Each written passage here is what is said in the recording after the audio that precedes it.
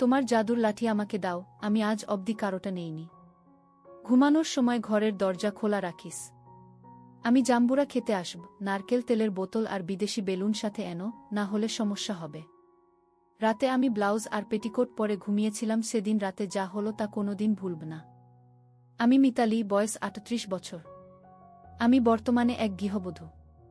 আমি এক একান্নবর্তী পরিবারের বউ, কিন্তু আমি ছিলাম আধুনিক মনোভাবের মেয়ে। আর আমার এই মনোভাবের জন্য আমি আমার দিদিকে ধন্যবাদ জানাই। আমার দিদির জন্যই আমি অনেক কিছু জেনেছি। সেই সময় আমি ক্লাস 9-এ পড়ি এবং আমার দিদি উচ্চ মাধ্যমিক পাস করে কলেজে ভর্তি হয়েছে। আমাদের বাড়ি কলকাতা থেকে বেশ কিছুটা দূরে এক মফস্বল শহরের সংলগ্ন এক নুনু গ্রামে। আমাদের পরিবারের তখন প্রচুর জমি জায়গা ছিল এবং তার সাথে সাথে আমার ঠাকুরদার একটি বিশাল চালের আরও ছিল সেই মফস্বল শহরে। আমার ঠাকুরদা আর 4 ছেলে এবং 1 মেয়ে। আমার বাবা ঠাকুরদার তৃতীয় ছেলে, মানে আমার 2 জেঠা ও 1 কাকা এবং 1 পিসি আছে। আমার বড় জেঠুর 2 সন্তান, আমার বড়দা এবং আমার বড়দি। মেজ জেঠুর 1 ছেলে, আমার মেজদা, আর আমার বাবার 2 মেয়ে, আমি আর আমার দিদি। ছোট কাকুর 1 ছেলে, নাম বিশু। এবার মূল গল্পে ফেরা যাক। আমি আর আমার দিদি বেশ ছোট বয়স থেকেই একই ঘরে একই বিছানা রাতে শুতাম। আমি আমার দিদিকে একটু ভয় পেলেও আমার দিদি আমার সাথে বন্ধুর মতো মিশত। আমাদের লোকালিটিতে একটি স্কুল ছিল ক্লাস 8 পর্যন্ত, যার ফলে আমাদের স্কুলে ক্লাস 9-এ ওই স্কুল থেকে অনেক ছাত্রী ভর্তি হতো। আর হ্যাঁ, ওই স্কুলটা ছিল কোয়েড, মানে ওখানে ছেলে এবং মেয়েরা একসাথে লেখাপড়া করত। আমি যখন ক্লাস 9-এ উঠি সেই বছরও অনেক ছাত্রী ভর্তি হলো আমাদের স্কুলে। এর মধ্যে আমার বেস্ট ফ্রেন্ড অনিতার সাথে দেখলাম পাপিয়া নামে নতুন আসা একটি মেয়ের খুব ভালো বন্ধুত্ব হয়ে গেছে। আমি, অনিতা আর পাপিয়া ধীরে ধীরে বেশ ভালো বন্ধু হয়ে গেলাম। পাপিয়া বলল যে আগের স্কুলে একটি ছেলের সাথে ঘনিষ্ঠ হয়েছে। আমি আর অনিতা প্রথম পাপিয়ার কাছে গল্পের বই দেখি যেটাতে ভিন্ন রকমের মন মাতানো গল্প থাকত। পাপিয়া এও বলে যে সে নাকি ক্যাসেটও জোগাড় করতে পারে নীল সিনেমার। আমরা ঠিক করি যে একদিন আমরা স্কুলে না গিয়ে অনিতাদের বাড়ি যাব। অনিতাদের বাবা মা অফিসে যায় আর সারাদিন বাড়ি ফাঁকা থাকে, আর ওদের বাড়িতে ক্যাসেট প্লেয়ারও আছে। আমরা বাড়িতে বললাম স্কুল প্রজেক্টের জন্য আমরা অনিতাদের বাড়িতে যাব। আমাদের বাড়ির লোক বিনা সন্দেহে আমাদের পারমিশন দিয়ে দিলেন। আমরাও নির্দিষ্ট দিনে অনিতাদের বাড়িতে হাজির হলাম। পাপিয়া 3টি ক্যাসেট এনেছিল। পাপিয়া বলল একটি রোম্যান্টিক টাইপ ফিল্ম চালাবে। আমরা এসব বিষয়ে তেমন কিছুই জানতাম না। আমরা বললাম তুই যেটা ভালো বুঝিস সেটা চালা। ও প্রথম ক্যাসেট চালালো। পর্দায় ভেসে উঠল একটি ছেলে আর একটি মেয়ের সিনেমা। সিনেমার অদ্ভুত দৃশ্য দেখে আমার মধ্যে কেমন যেন অনুভূতি হচ্ছিল। আমার বেশ ভালো লাগছিল। একটু পর পাপিয়া আমার অবস্থা বুঝতে পেরে কেমন যেন আচরণ করতে শুরু করল। বেশ কিছুক্ষণ আমি চোখ বুজে থাকলাম। আমি চোখ খুলতেই অনিতা আর পাপিয়া জিজ্ঞাসা করল, কি রে, কেমন লাগল? আমি বললাম, দারুণ। ওরা বলল, তবে এবার 3 জনে মিলে গল্প করা যাক। একটু পর আমরা 3 জন গল্প করতে শুরু করলাম। সারাদিন এভাবেই কেটে গেল, সে এক দারুণ অনুভূতি। তারপর বিকেলবেলা আমরা যে যার বাড়ি ফিরে গেলাম।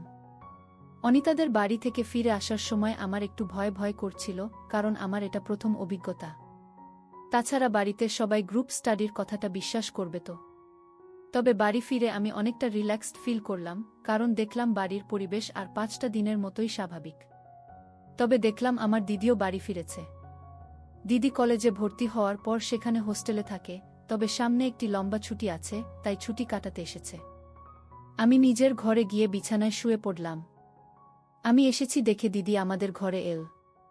আমাকে দেখে বলল, কিরে মিতালি, এসেই শুয়ে পড়লি যে? শরীর খারাপ নাকি? আমি বললাম, না, এমনি। সে বলল, জানি না বাপু, কি গ্রুপ স্টাডি করে এলি যে এত টায়ার্ড হয়ে পড়লি? আমাকে চাইলে সত্যিটা বলতে পারিস, আমি কাউকে কিছু বলবো না। আমি প্রসঙ্গটা এড়িয়ে যাওয়ার জন্য বললাম, না না, এই একটু মাথা ধরেছে তো তাই। দিদি আমার পাশে বসে বলল, ন্যাকামি না করে সত্যিটা বল।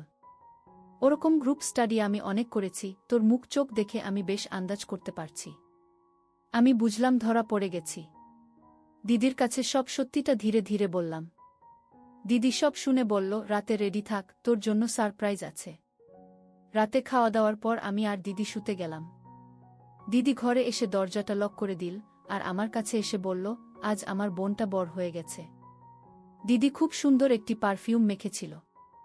আমি সুন্দর গন্ধটা শুঁকতে থাকলাম। দিদি বলল, দাঁড়া, তোকে একটি জিনিস দেখাই। এই বলে উঠে গিয়ে নিজের সুটকেস থেকে একটি নকল জাদুর লাঠি বার করল। আমি এসব আগে দেখিনি, অবাক হয়ে তাকিয়ে আছি। দেখে দিদি বলল, এটা দিয়ে আমরা হোস্টেলে মেয়েরা মনের ইচ্ছা পূরণ করি। বন্ধুরা, তোমরা বুঝেছ তো কিসের কথা বলছি? এরপর দিদি জাদুর লাঠি দিয়ে জাদু দেখাতে লাগল। মিনিট 20 পর দিদি বলল, আজকের মতো এটুকুই থাক, না হলে সমস্যা হবে।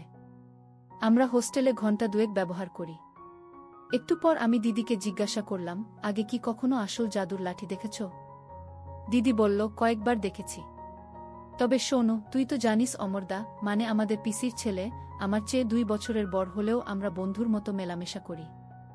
ঘটনাটা 2-3 বছর আগের জাপানের সময়ের।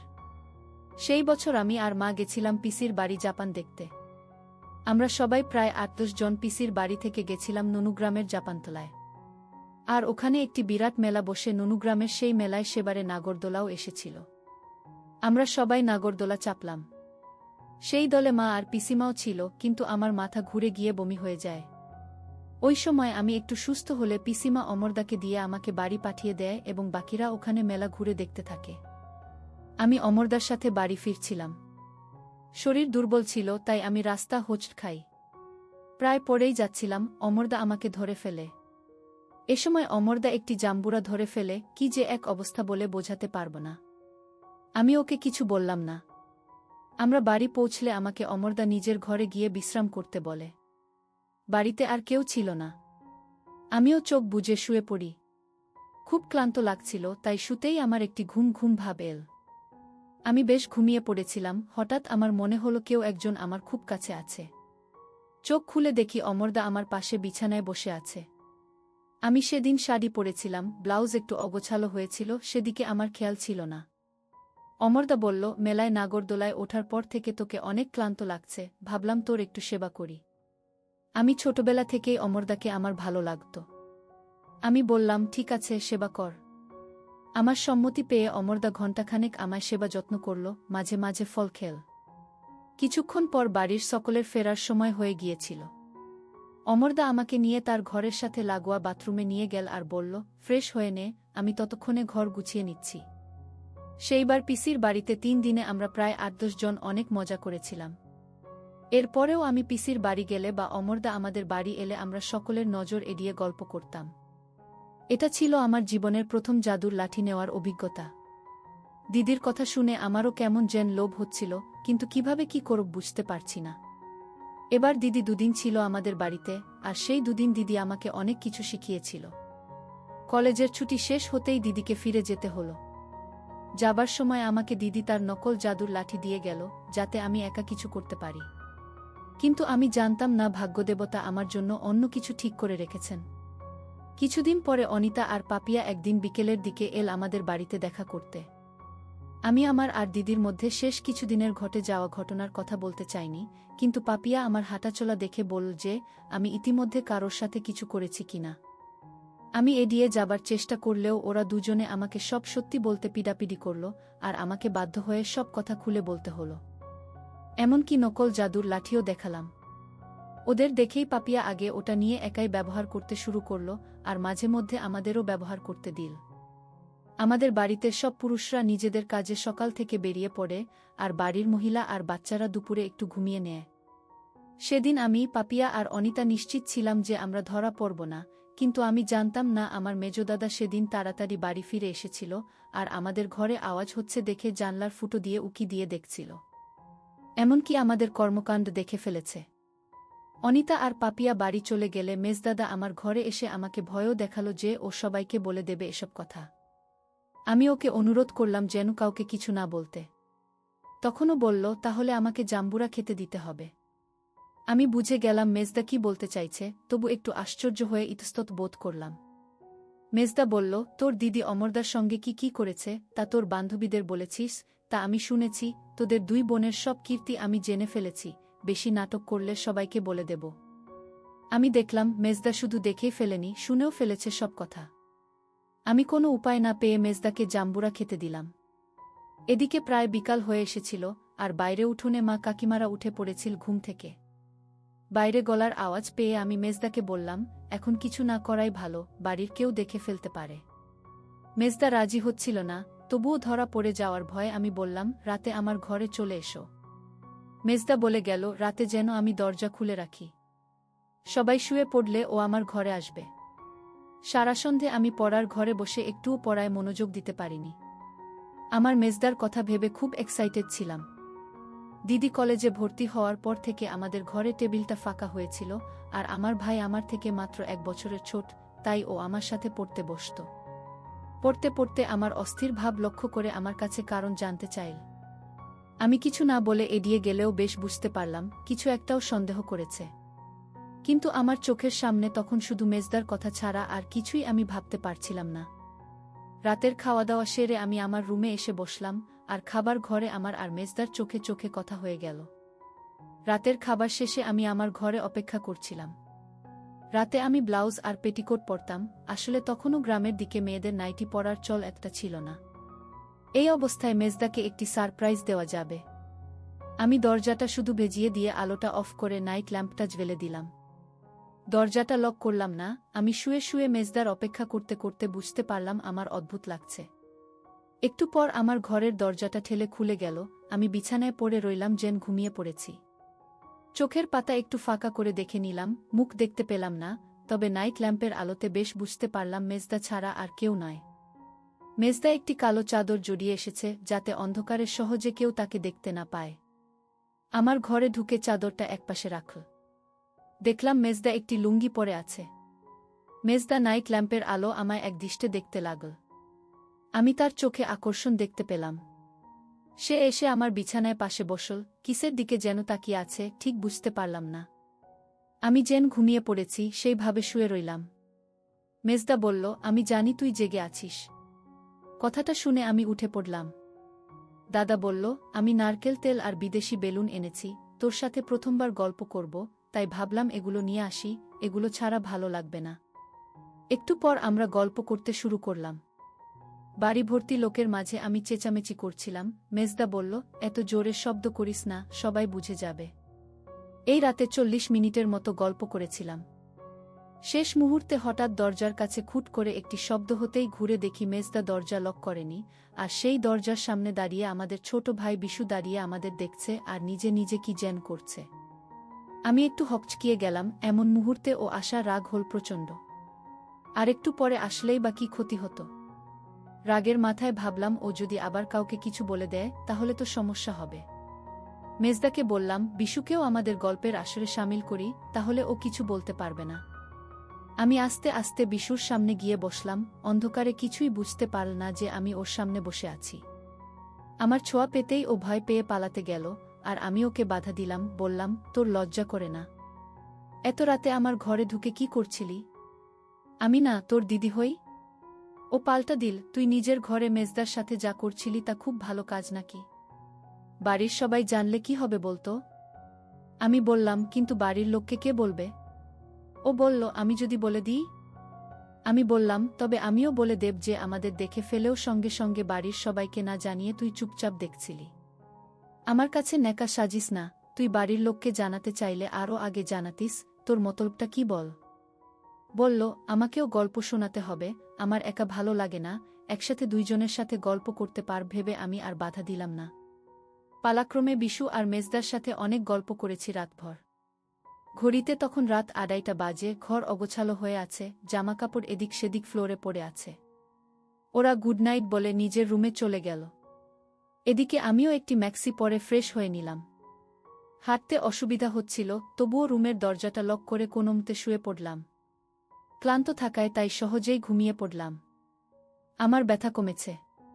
আজ আবার আরেকবার করবি এই বিষবা জীবনে, আর একা থাকা ভালো লাগছে না। তুই যেদিন থেকে আমার বাড়িতে ভাড়া এসেছিস সেদিন থেকেই আমাকে লুকিয়ে লুকিয়ে দেখিস, যা তেলের শিশিটা নিয়ে আয়। সেদিন রাতে কাকিমা যা করল তা কোনোদিন ভুলব না। আমার নাম জুয়েল, যে ঘটনাটা আজ বলতে যাচ্ছি সেটা ঘটেছিল আজ থেকে প্রায় 6 বছর আগে। তখন আমি রাহুম্বুল কোম্পানিতে মেডিকেল রিপ্রেজেন্টেটিভের চাকরি করতাম। পোস্টিং ছিল বহরমপুরে। মাইনে কম হওয়ায় বাধ্য হয়ে মেসবাড়িতেই থাকতে হতো। আমি বরাবরই খাদ্যরসিক, তাই মেসের পানসে খাবার খেয়ে আমার পোষাচ্ছিল না। কম ভাড়ায় একটা বাড়ি খুঁজছিলাম, যাতে একটু ভালো মন্দ কিছু খেতে পারি। বেশি দেরি হলো না। এক ওষুধের দোকানদার সন্ধান দিলেন একটি বাড়ির। কিন্তু সমস্যা হলো, পেইং গেস্ট থাকতে হবে। এক রবিবার সকালে বাড়ি দেখতে গেলাম। গিয়ে দেখলাম একতলা বাড়ি, সামনে একটা সুন্দর বাগান। কলিং বেল বাজাতে এক ভদ্রমহিলা এসে গেট খুলে দিলেন। উনি আমায় সঙ্গে করে ভেতরে নিয়ে গেলেন। গিয়ে দেখলাম একটাই বেশ বড় ঘর, সঙ্গে লাগোয়া বাথরুম ও রান্নাঘর। ঘরটা আমার খুব পছন্দ হলো, কিন্তু ভাবছিলাম আমি এই ঘরে থাকলে ভদ্রমহিলা কোথায় থাকবেন। এই কথা ভাবতে ভাবতেই ভদ্রমহিলা এক থালা লুচি আর আলুর দম নিয়ে ঘরে ঢুকলেন। এবার আমি আমার নিজের পরিচয় দিয়ে ওনার তৈরি জলখাবারের খুব প্রশংসা করলাম। ওনার হাতের খাবার খেয়ে বুঝলাম আমার এখানে থাকতে অসুবিধা হবে না। শুধু ওনার পরিচয় আর ভাড়া কত নেবেন জানলে খুব ভালো হয়। এবার তিনি বলতে শুরু করলেন।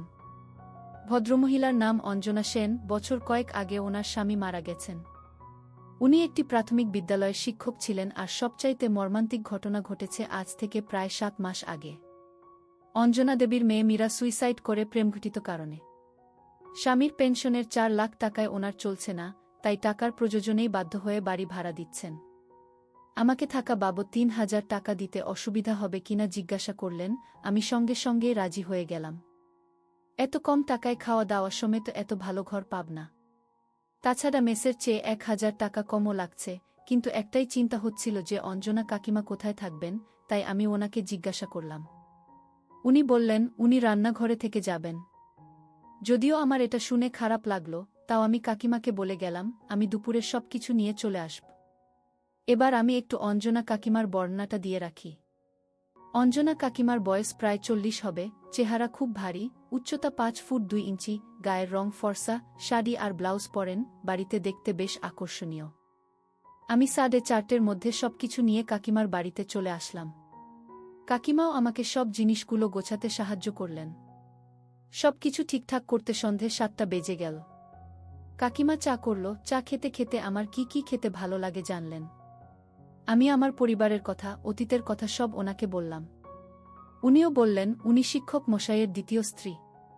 দারিদ্র্যের কারণেই বয়স্ক শিক্ষক মশাইকে বিয়ে করেন। মীরা ছিল কাকিমার সৎ মেয়ে।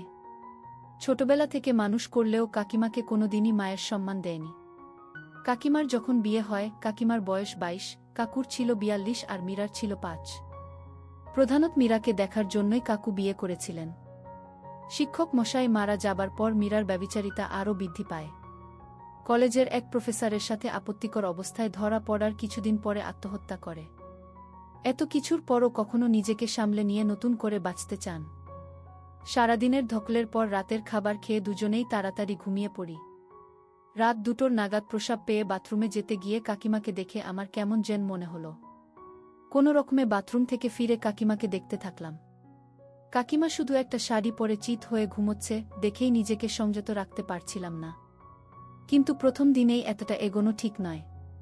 কাকিমার ইচ্ছে আছে কি না জিজ্ঞাসা করা দরকার। আমি ভাবলাম কাকিমাকে যদি আমার সাথে রাতে ঘুমানোর ব্যবস্থা করে দিতে পারি, তাহলে ভালো সুযোগ পাওয়া যাবে। পরের দিন আমি কাকিমাকে রাতে আমার ঘরে শুতে বললাম। কাকিমাও বলল কাল রান্নাঘরে শুয়ে ঠিক ঘুম হয়নি। কিন্তু যেহেতু ঘর ভাড়া দিয়েছেন, তাই লজ্জায় আমাকে কিছু বলতে পারেনি। আমার প্রস্তাবে কাকিমা খুশি হলেও আমাকে নিরাশ করে কাকিমা মেঝেতে বিছানা করে শুতো আর আমি খাটে শুতাম।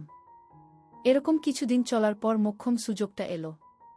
পরের শনিবার বাথরুম পরিষ্কার করতে গিয়ে কাকিমা পা মুচকে পড়ে গেল। এই কদিনে আমার সাথে কাকিমার খুব ভালো সম্পর্ক হয়ে গিয়েছিল। আমি আওয়াজ পেয়ে বাথরুমের দরজার সামনে যেতেই কাকিমার কান্না শুনতে পেলাম। আমি গিয়ে জিজ্ঞাসা করাতে বললেন উনি পড়ে গেছেন। আমি দরজা খুলতে বললাম। উনি কিছুক্ষণ পরে হামাগুড়ি দিয়ে কোনোমতে দরজা খুলে দিলেন। আমি দেখলাম কাকিমার ফর্সা মুখ ব্যথায় গোলাপি হয়ে গেছে। কোনোমতে পেটিকোট পরেছে বোঝা যাচ্ছে, পায়ে হাতে ময়লা লেগে আছে। আমি জল দিয়ে সব ধুয়ে কাকিমাকে স্নান করাতে গেলে কাকিমা বলল তার অস্বস্তি লাগছে। আমি কাকিমাকে বললাম এখানে তুমি আর আমি ছাড়া কেউ নেই। কোনো বিপদে আমাদের দুজনকেই একে অপরের পাশে দাঁড়াতে হবে। জিজ্ঞাসা করলাম ব্যথা কি একটু বেশি লেগেছে, হেঁটে ঘরে যেতে পারবে? কাকিমা বলল আমি দাঁড়াতে পারছি না, পায়ে আর কোমরে ব্যথা করছে। আমি কাকিমাকে সাবধানে কোলে তুলে নিয়ে ঘরে গিয়ে বিছানায় শুইয়ে দিলাম। কাকিমা একটা পেটিকোট জড়িয়ে রইলেন। কাকিমা জিজ্ঞাসা করল, আমি আজ কি খাব? বললাম, তুমি শুয়ে রেস্ট নাও, আমি কিছু খাবার আর ওষুধ নিয়ে আসি। ওই বলে আমি স্নান করতে গেলাম। আমি স্নান সেরে তাড়াতাড়ি রেডি হয়ে ওষুধ আর খাবার নিয়ে এলাম। তারপর কাকিমাকে খুব যত্ন করে খাওয়ালাম ও কাকিমার মুখ নিজে হাতে করে ধুয়ে দিলাম। কাকিমাও খুব খুশি হলো আর বলল, এত যত্ন আমার কেউ কোনোদিন করেনি রে।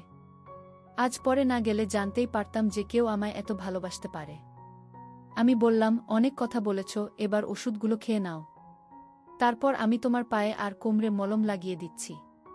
কাকিমা ওষুধগুলো খাইয়ে দিয়ে আমি প্রথমে পায়ে ভালো করে মলম লাগিয়ে মেসেজ করে দিলাম। তারপর কোমরে মালিশ করতে শুরু করলাম। কিছুক্ষণের মধ্যে কাকিমাও ঘুমিয়ে পড়ল। একটু অগোছালো ভাব দেখে অস্বস্তি হচ্ছিল। আবার মনে হলো, না আজকে না, কাকিমা সুস্থ হলে কিছু করা যাবে। আমি যে কখন ঘুমিয়ে পড়েছি জানি না, ঘুম ভাঙল কাকিমার ডাকে।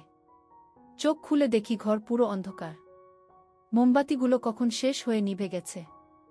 আমি কাকিমাকে দেখতে পারছি না বলে কাকিমাকে নাইট ল্যাম্পটা জ্বালাতে বললাম। কাকিমা লাইট না জ্বালিয়ে ঘরের অন্যদিকের একটা জানলা খুলে দিল। বাইরে ঝিরিঝিরি বৃষ্টি শুরু হয়েছিল। বাইরে ঠান্ডা হাওয়া ঘরে এসে ঢুকছে। দূরে স্ট্রিট ল্যাম্পের আলো বাগানের গাছের ভিতর দিয়ে কিছুটা এসে ঘরের মেঝেতে এসে পড়ছে। কাকিমা বলল, আজ পায়ের ব্যথাটা কমেছে। আমি জানি কাল তুই আমাকে দেখে অনেক কিছু কল্পনা করেছিস। কাল আমি অসুস্থ ছিলাম বলে কিছু বলতে পারিনি। আমি খানিকটা লজ্জা পেলাম। তবুও সাহস করে বললাম, তুমি কি আমার সাথে গল্প করবে? কাকিমা, আমার কাছে দারুণ একটা জিনিস আছে, সেটা দিয়ে গল্প করলে তোমার খুব ভালো লাগবে। বন্ধুরা, তোমরা বুঝেছ তো কি বলতে চাচ্ছি? কাকিমা বলল, তুই যেদিন থেকে এসেছিস সেদিন থেকে আমি খেয়াল করেছি তুই আমাকে আর চোখে দেখিস। আমি যখন বাথরুমে কাপড় কাচি তখন আমার দিকে তাকিয়ে থাকিস, আবার যখন উবু হয়ে বসে ঘর মুছি তখনও কিসের প্রতি যেন একটা টান তোর চোখে দেখা যায়। যা, ওই টেবিলের উপর থেকে তেলের শিশিটা নিয়ে আয়। তোর সাথে আজ গল্প করব। একটু পর আমি আর কাকিমা গল্প করতে শুরু করলাম। সকাল সকাল 2.5 ঘন্টা আমরা আড্ডা দিয়েছি। মনটা বেশ প্রফুল্ল লাগছে। ওদিকে কাকিমার চেহারায় এক ধরনের প্রশান্তির ছাপ দেখা যাচ্ছে।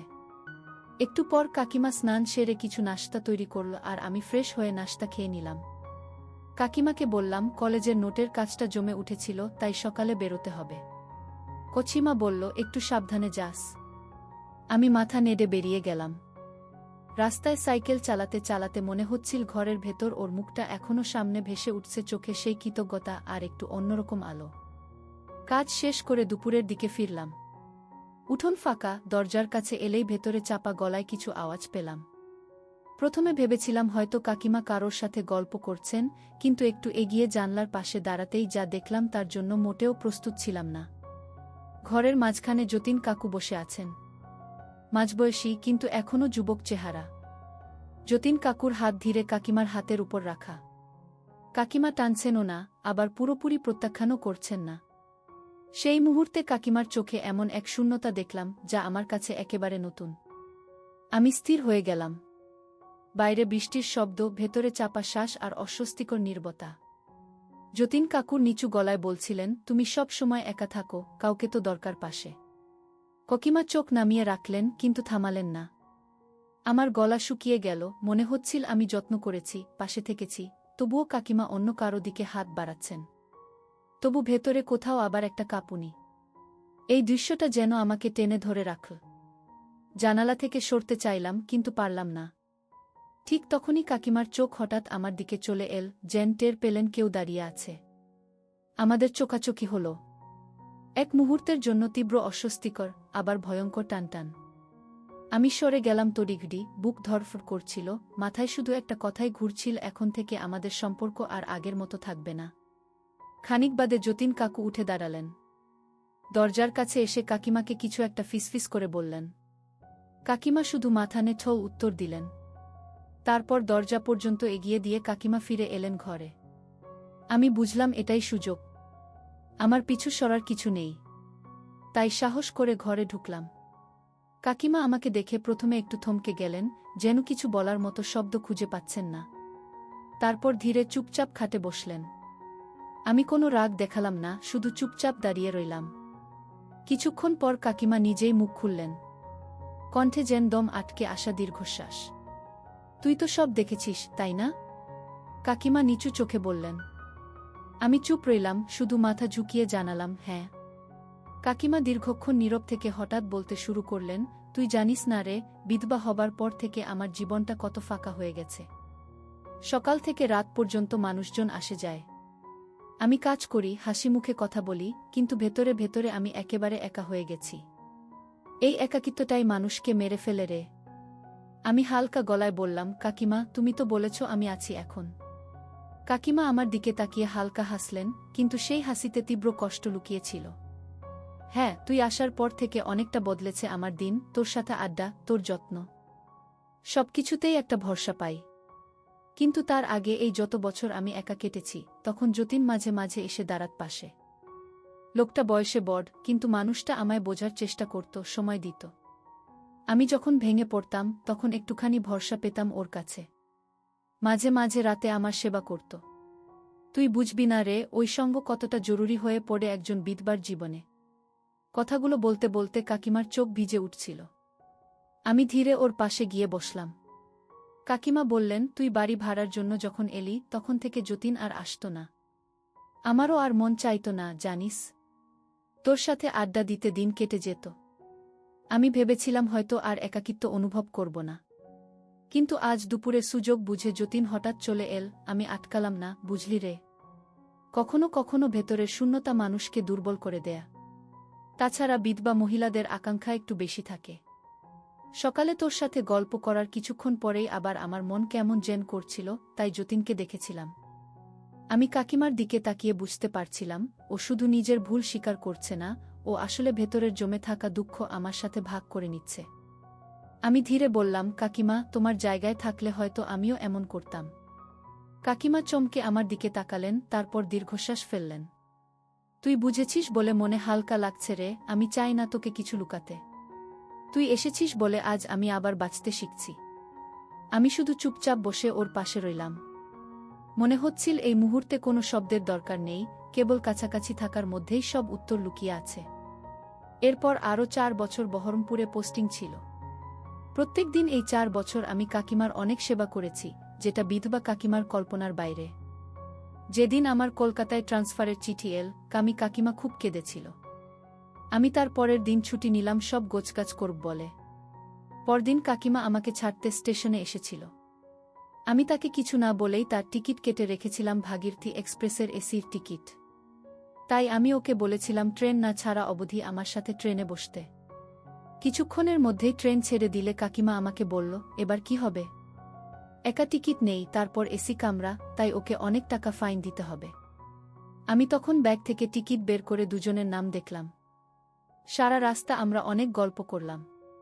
সকালে শিয়ালদা পৌঁছে আমি একটা খুব ভালো এসি হোটেল নিলাম। কাকিমা বলল, বাড়ি যাব কবে? আমি বললাম, আজ আমি আর তুমি এই হোটেলে সারাদিন থাকব, আর কাল বিকেলে আবার তোমাকে ট্রেনে তুলে দেব। এই দুদিন আমি কাকিমাকে কলকাতা ঘুরিয়ে দেখালাম, সিনেমা দেখালাম, ভালো কয়েকটা শাড়ি, ব্লাউজ আর ছোট জামা কিনে দিলাম। কাকিমাকে বললাম, আমি প্রতি মাসে একবার করে বহরমপুরে আসব, আর তখন তোমার কাছেই থাকব। সেদিন তুমি এই জামাগুলো পরে আমার সামনে আসবে। ও ভীষণ খুশি হল, কিন্তু আমাকে ছেড়ে থাকার কষ্টটা কিছুতেই ভুলতে পারছিল না। তাই আমি ঠিক করলাম আজ আমরা আর ঘুমাবো না, সারারাত গল্প করব। হোটেলেই অল্প ডিনার করে রুমে এসে সেদিন সারারাত ও তার পরের দিন সকাল 11:30 অবধি অনেক সময় কাটিয়েছি। এই 4 বছরের অভ্যাসের ফলে তখন আর আমাদের ক্লান্তি লাগল না। কাকিমার ফেরার ট্রেন ছিল 12:40 তাই আধ ঘন্টার মধ্যেই রেডি হয়ে গেল। আমরা দুজনে একসঙ্গে স্টেশনে গেলাম। কাকিমা যাবার আগে শুধু আমার থেকে কথা নিয়ে গেল যে আমি প্রতি মাসে অন্তত 3 দিন যেন আমি কাকিমার বাড়িতে থাকি। এরপর কাকিমাকে ট্রেনে তুলে দিয়ে আমিও নতুন ভাড়া বাড়ি খুঁজতে শুরু করলাম।